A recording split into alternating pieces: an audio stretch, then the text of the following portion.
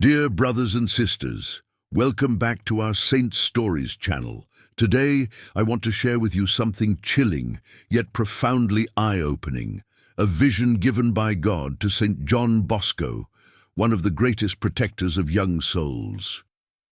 Imagine, for a moment, a priest so devoted to the salvation of youth that God himself revealed to him the hidden snares of the devil, the invisible traps leading countless souls to destruction. What if I told you that these traps are not just from the past, but are still set today, more cunning and deceptive than ever, especially against the young? Saint John Bosco was granted a frightening glimpse into hell, not just as a warning, but as a call to wake up, to fight, and to resist the enemy of our souls.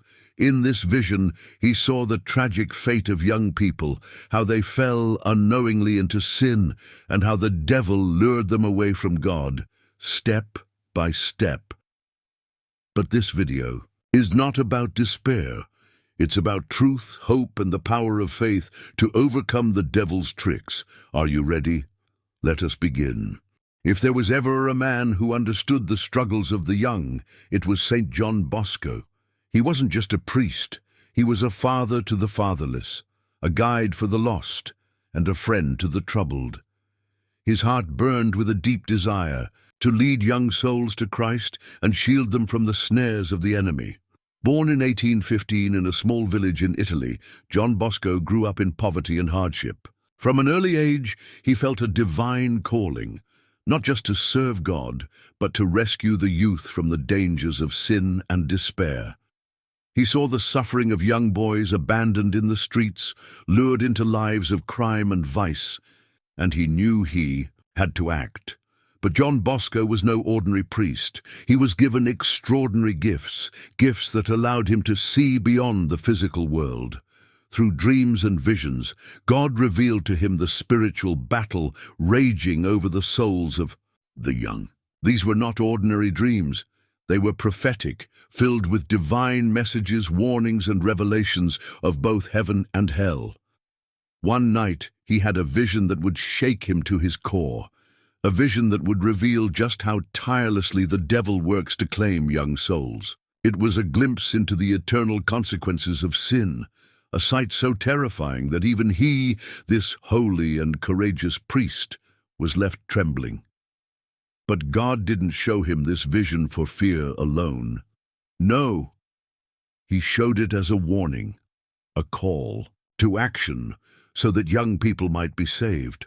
And now, dear brothers and sisters, I invite you to walk with me into this vision, to see what John Bosco saw, to hear what he heard, and to understand the reality that so many ignore.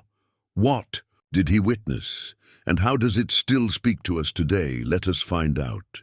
One night, as Saint John Bosco lay in prayer, a mysterious figure appeared beside him, an angel, radiant yet solemn. With a voice both firm and sorrowful, the angel spoke, "Come with me." In an instant, John Bosco found himself walking down a long, wide road, smooth and inviting. Along the path, he saw young people laughing, talking, completely unaware of where they were headed.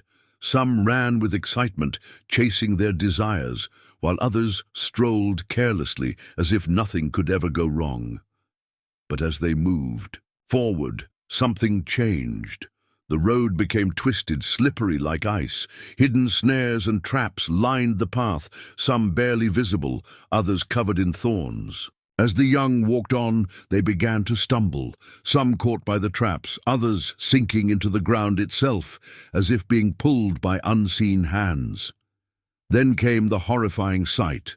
At the end of this treacherous road, a massive, gaping abyss opened before them, a fiery chasm with flames rising like roaring waves. The air was filled with screams of despair, voices crying out in torment.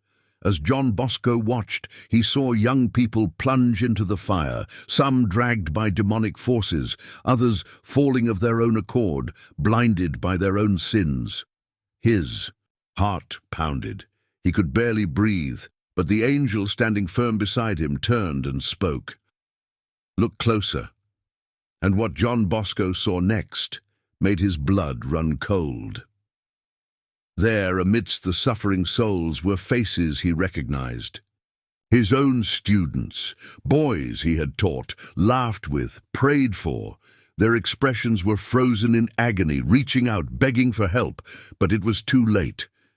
The angel's voice echoed once more. "This is why you must warn them. This is why you must fight for their souls."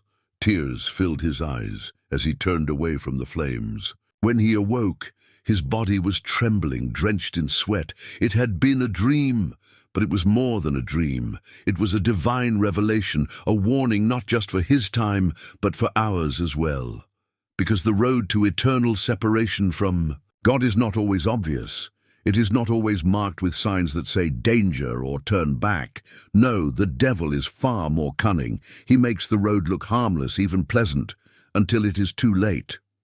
And so we must ask ourselves, are we too walking blindly toward the abyss? The road to destruction that Saint John Bosco saw was not empty. The young people walking down that path weren't dragged forcefully at first. They followed it willingly, unknowingly. And that, dear brothers and sisters, is the devil's most dangerous weapon, deception. The devil does not appear in red with horns and a pitchfork. He comes hidden, disguised, offering what seems good, fun, or harmless. He studies his victims, learning their weaknesses. For the young, he knows exactly what will distract them, what will entice them away from God. But how does he do it? How does he ensnare so many? Firstly, the devil sets up distractions to steal the soul.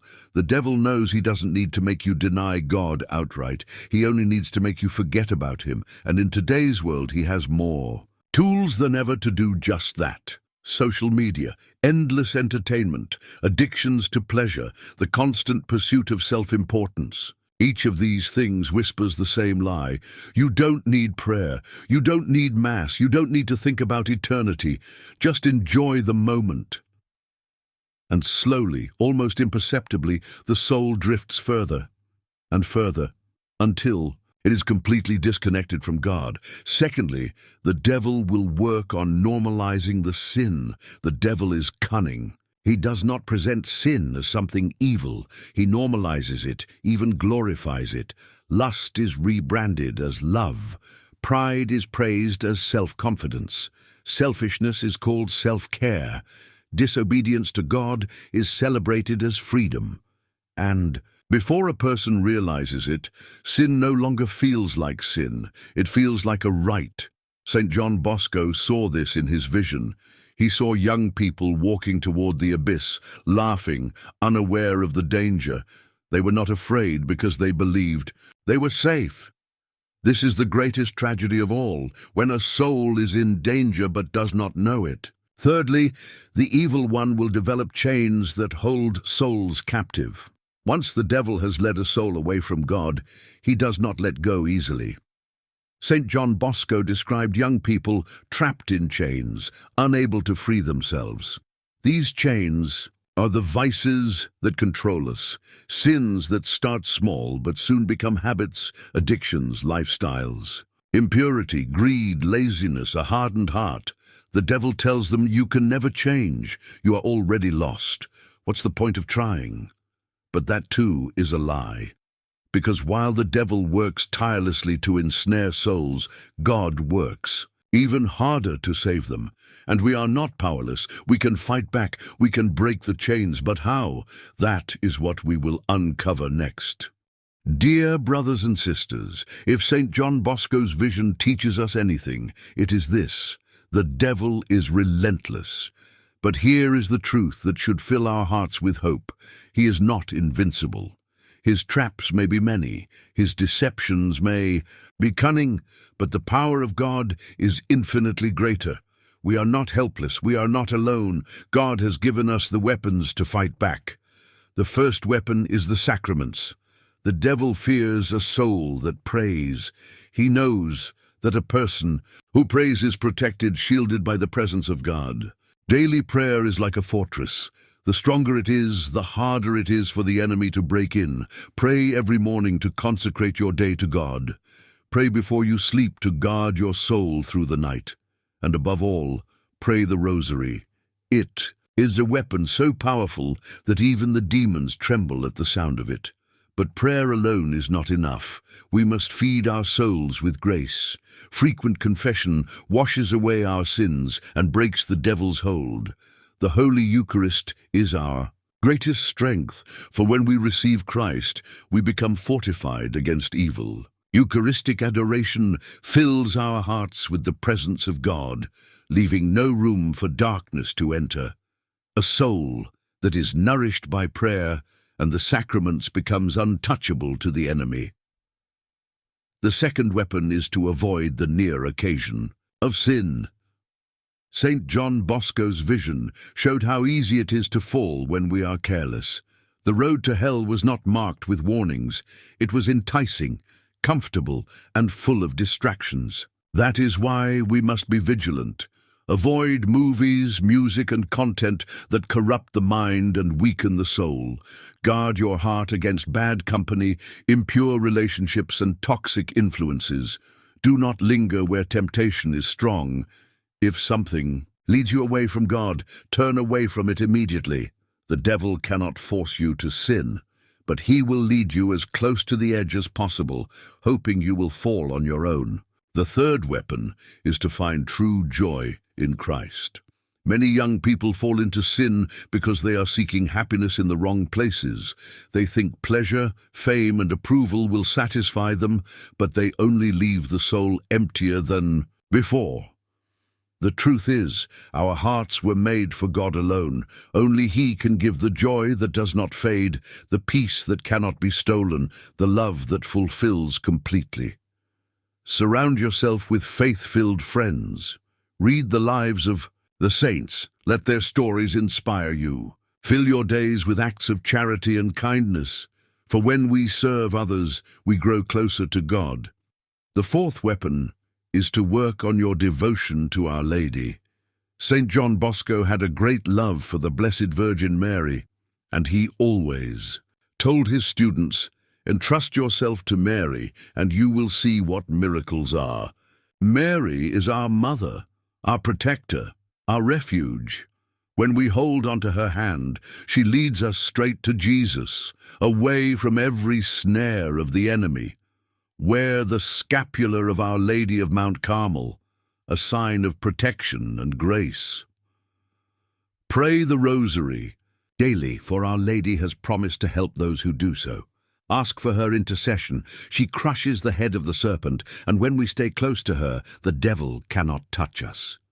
The choice is ours. Saint John Bosco's vision was not just a warning for his time. It is a wake-up call for all of us today.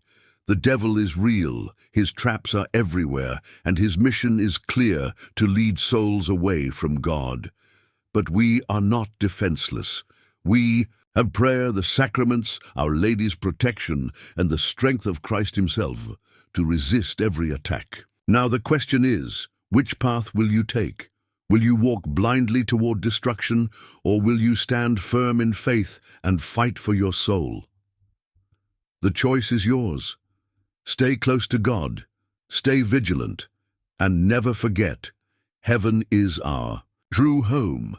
If you found this video insightful, make sure to subscribe to our channel and check out our other videos on the lives of the saints and their powerful messages for us today.